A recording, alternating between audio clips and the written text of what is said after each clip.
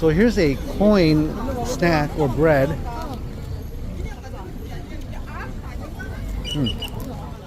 Supposedly famous here. Is this the one with cheese or red bean?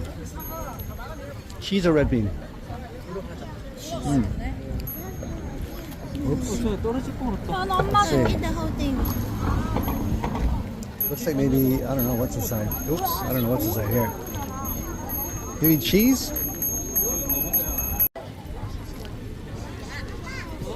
Still not sure what's inside.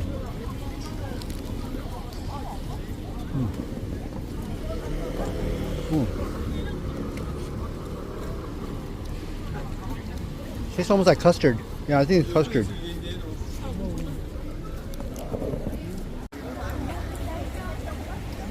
Yeah, this part of the city is quite busy. A lot busier than I expected. People are pretty, I think, friendly if you talk to them.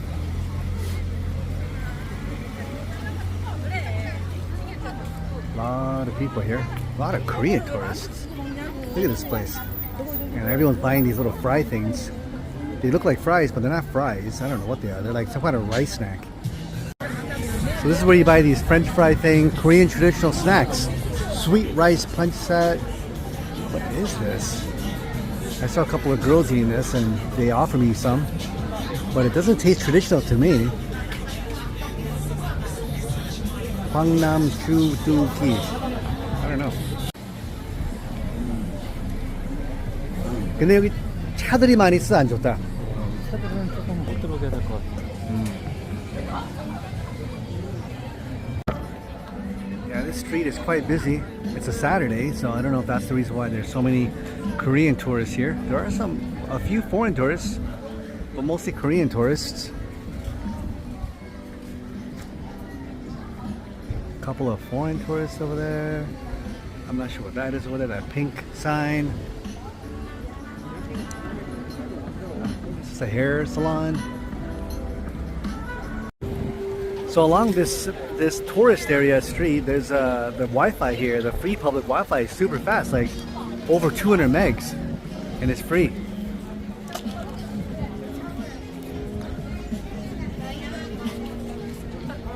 Quite busy here. A lot of people just walking up and down the street, eating, buying snacks, having coffee. The only thing that kind of ruins it is there's a lot of cars going through and through the middle. So there isn't much of a sidewalk to walk back up and down. Here's a place that specializes in the Korean traditional Yakgwa Bang, Yakgwa cookie. I guess you have different versions of it or something. I'm not sure. And you have different colors and versions. Blackpink Jenny's featured in this photo.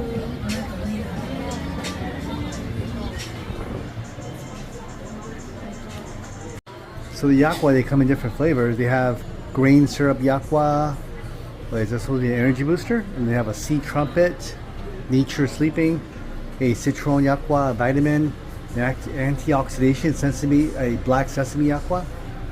So you can buy different flavors of this.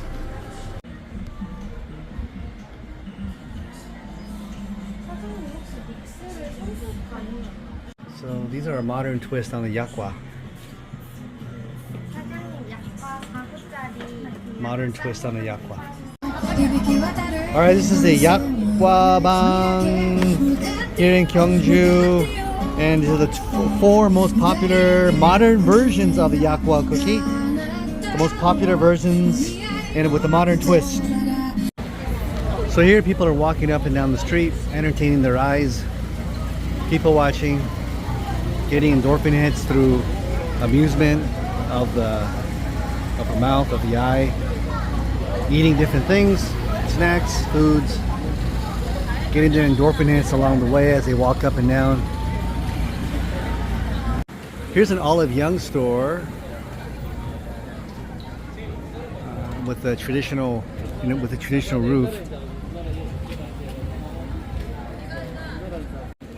What can I say about the yakgwas that I just had? The 4 pieces, they cost about 11,000 won, which is probably about what, $9 US for 4 pieces. So they're like what, over $2 a piece. So they're quite expensive, even in Korea. and they're a modern twist. The ones I got, they're basically rice snacks with. They weren't sweet. So that was good. They weren't overly sweet. They're okay. Look at the customers and patrons kind of sitting out around on the on the mats. Yeah, so those 4 yakwas, they taste okay. I don't think they're worth more than $3 a piece, though. Around $3 a piece. I don't think it's worth that much. It's I wouldn't buy it again, but they weren't terrible. Yeah, look at these little interesting cafes.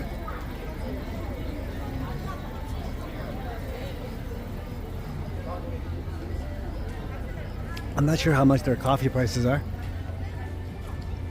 I have not been inside one yet. Look at this restaurant right here in this corner. Haruka Ramen.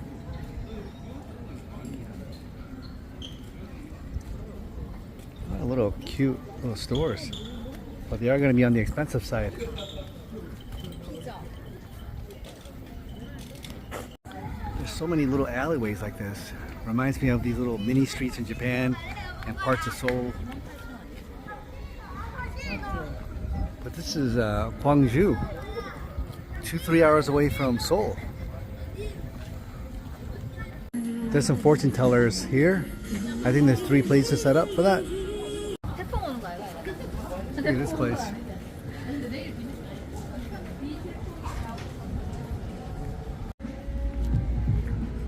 A lot of interesting and cute restaurants here. Good place to bring your dates. Hang out, talk. Look at this place. So these desserts here are like $3, $5, $6.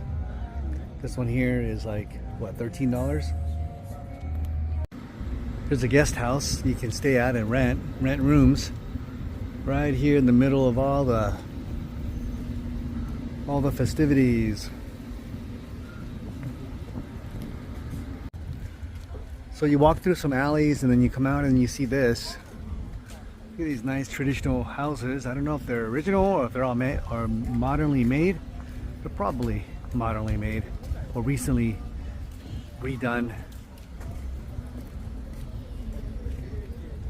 Then here's a place you can rent some traditional Korean clothing. Hanbok. So everything here you're gonna see these traditional walls. A lot of cool place like this.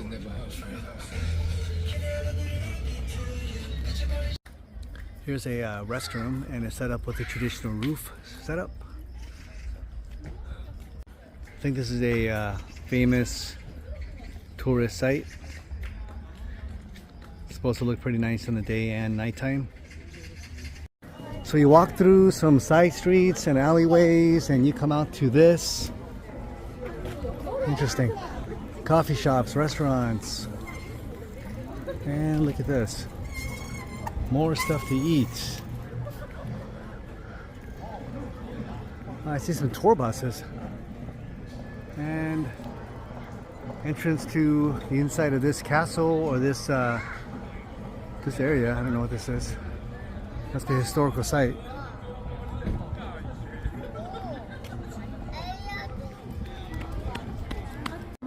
So you gotta pay. Oh no, this is free admission actually. Oh, you gotta paid admission to Cheonmyecheong. The something else is free. I don't know. So inside the entrance of this exhibit, the Daereungwon guide map. I guess this is what it looks like from the inside. And number 3, Cheonmyecheong. I guess where's number 3? This is the part where you pay for. I guess you have to pay for entrance to this section. Everything else is free.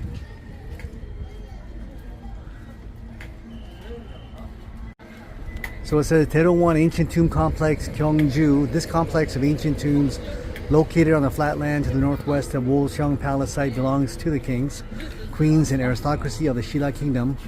No, it's 57 BC to 935 CE. Oh wow! So the Shilla Kingdom is a lot earlier than I thought. Okay, so I forgot about all this history. The name Daereungwon means Garden of the Great Tombs. It comes from the history of the Three Kingdoms, Samguk Sagi, in which it is written that the funeral of King Michu took place at the Great Tombs, as the tomb of King Michu is located among this complex of tombs. The area came to be known by his name.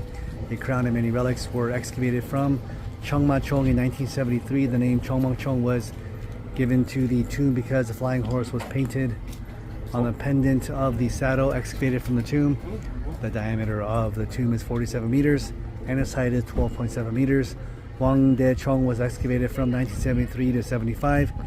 Its length from south to north is 120 meters, and from east to west 80 meters. Its height is 23 meters.